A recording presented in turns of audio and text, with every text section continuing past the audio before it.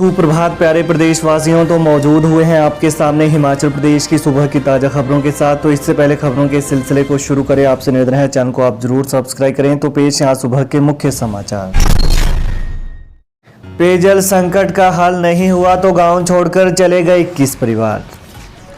सालों से चली आ रही पेयजल समस्या का हल नहीं हुआ तो लोग गांव छोड़कर चले गए। अब गांव में महज 2 से 3 परिवार ही बचे हैं। गांव अब वीरान हो गया है।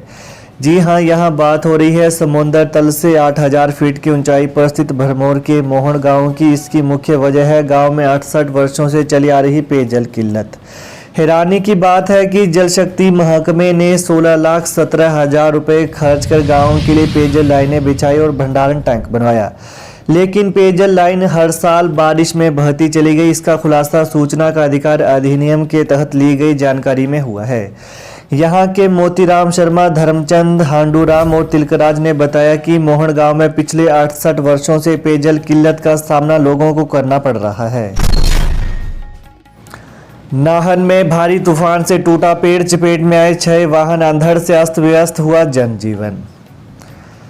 सिरमौर जिला मुख्यालय नाहन में भयंकर तूफान ने पिछले कल देर रात लोगों की नींद उड़ा दी। बारिश के साथ तेज अंधड़ से जनजीवन पूरी तरह से अस्त व्यस्त हो गया। इस बीच नाहन शहर के यशवंत चौक के समीप एक पेड़ टूटकर गिरने से पार्किंग में खड़े 6 वाहन क्षतिग्रस्त हो गए। इससे कार मालिकों को लाखों के नुकसान का अनुमान है। गनीमत यह रही कि इस बीच वाहन में कोई नहीं था। फिलहाल इस घटना में किसी के हताहत होने की सूचना नहीं मिली है। वहीं बारिश के बीच शहर और आसपास के इलाकों में बिजली गुल रही। कई हिस्सों में बार बार बिजली गुल होने से लोगों को भी भारी दिक्कतें झेलनी पड़ी। यही नहीं, जिले के अन्य हिस्सों में भी भारी तूफान की सूचना मिली है। इस भीषण तूफान से कई लोग रात को चैन से नहीं सो पाए। पहले दिन बैंकों में जमा कराए 2-2 हजार के 4 करोड़ रुपए। हिमाचल प्रदेश में 2000 के नोटों को बैंकों में बदलवाने की कवायद पिछले कल से शुरू हो गई है। बैंकों ने जिला मुख्यालय स्तर पर विशेष काउंटर भी लगाना शुरू कर दिए हैं। ऊना में पहले ही दिन 2-2 हजार के 2 करोड़ के नोट बैंकों में जमा करवा गए। मंडी में भी सुबह से लोग बैंकों में लाइनों में लगे रहे।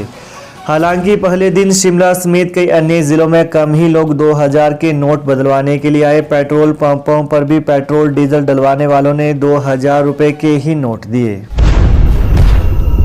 हिमाचल के तत्तापानी में शिक्षक नहीं, नॉन मेडिकल संकाय के सभी 16 विद्यार्थियों ने छोड़ा स्कूल।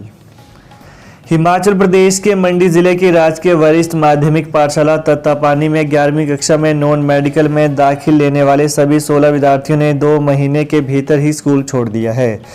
इसकी मुख्य वजह स्कूल में नॉन मेडिकल विषयों के अध्यापकों की तैनाती न हो पाना है। बच्चों की भविष्य को दांव पर लगता देख अभिभावकों ने तत्तापानी से स्कूल लीविंग सर्टिफिकेट लेकर शिमला जिले के सुनी स्कूल में ही दाखिला करवा दिया है।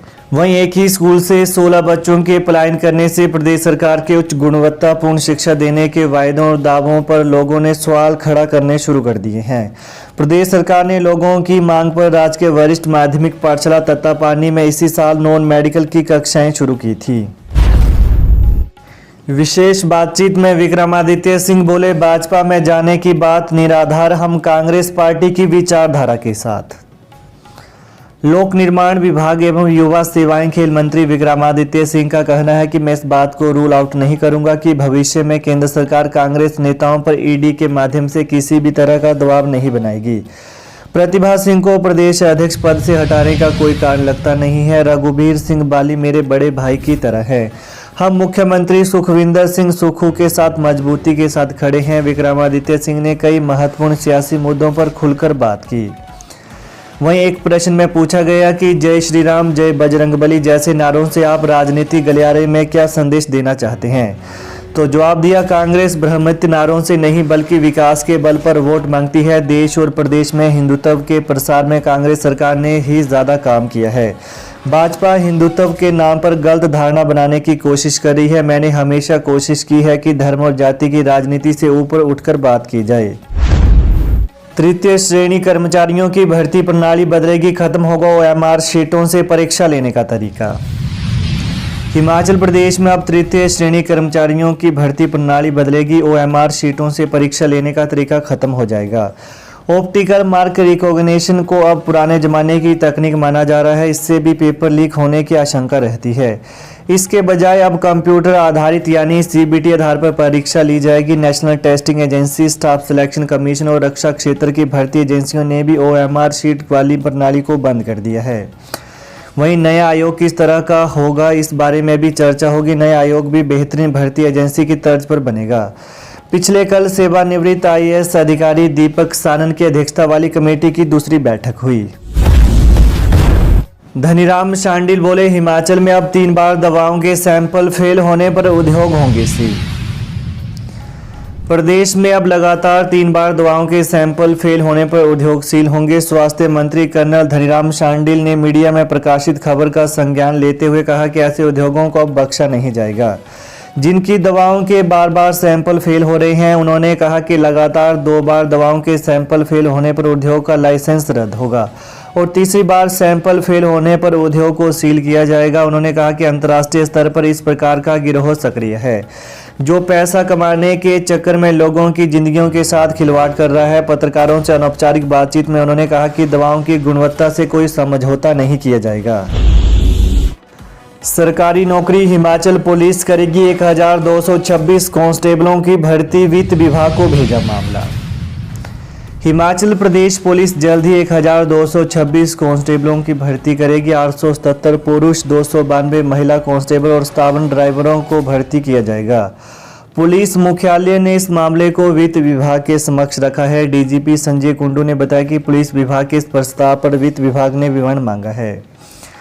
लिहाजा सभी जिलों से आगामी 5 सालों को ध्यान में रखते हुए कांस्टेबलों के पदों की भर्ती को लेकर विवरण मांगा गया है। उल्लेखनीय है कि पुलिस महकमे में कांस्टेबलों के सैकड़ों पद रिक्त हैं। जिलों में पुलिस कर्मचारियों की भारी कमी चल रही है। पुलिस मुख्यालय का मानना है कि इन पदों के भरे जाने से कर्मचारियों का अतिरिक्त काम का बोझ कम हो जाएगा। इलेक्ट्रिक वाहनों से कम होगा वित्तीय बोझ। एचआरटीसी कर्मचारियों पेंशनरों को समय पर मिल पाएगी सैलरी पेंशन। हिमाचल सरकार इलेक्ट्रिक वाहनों के माध्यम से एचआरटीसी का घाटा कम करने की तैयारी कर रहा है। एचआरटीसी का घाटा कम होने से कर्मचारियों व पेंशनरों को समय रहते सैलरी व पेंशन देने में भी आसानी होगी। मुख्यमंत्री ठाकुर सुखविंदर सिंह सुक्खू ने कहा कि प्रदेश में सार्वजनिक परिवहन के लिए मुख्य रूप से बसों या टैक्सियों का संचालन प्रदेश सरकार के उपक्रमों या निजी ऑपरेटरों के माध्यम से किया जाता है। वर्तमान में एचआरटीसी के पास पहले से ही 95 इलेक्ट्रिक बसें हैं और निकट भविष्य में यह संख्या और बढ़ाई जाएगी। मुख्यमंत्री ने कहा कि सरकार ने 75 टाइप 1 ई बसें खरीदने का भी फैसला किया है, जिसके लिए टेंडर जारी कर दिए गए हैं और अगले महीने तक लेटर ऑफ अवार्ड जारी कर दिया जाएगा। सरकार राज्य में चार्जिंग स्टेशन और आवश्यक बुनियादी ढांचे को विकसित करने की भी योजना बना रही है। डिपुओं में नहीं पहुंची दालों की सप्लाई, उपभोक्ता आधा राशन लेने को मजबूर। कार्यप्रणाली पर उठने लगे सवाल।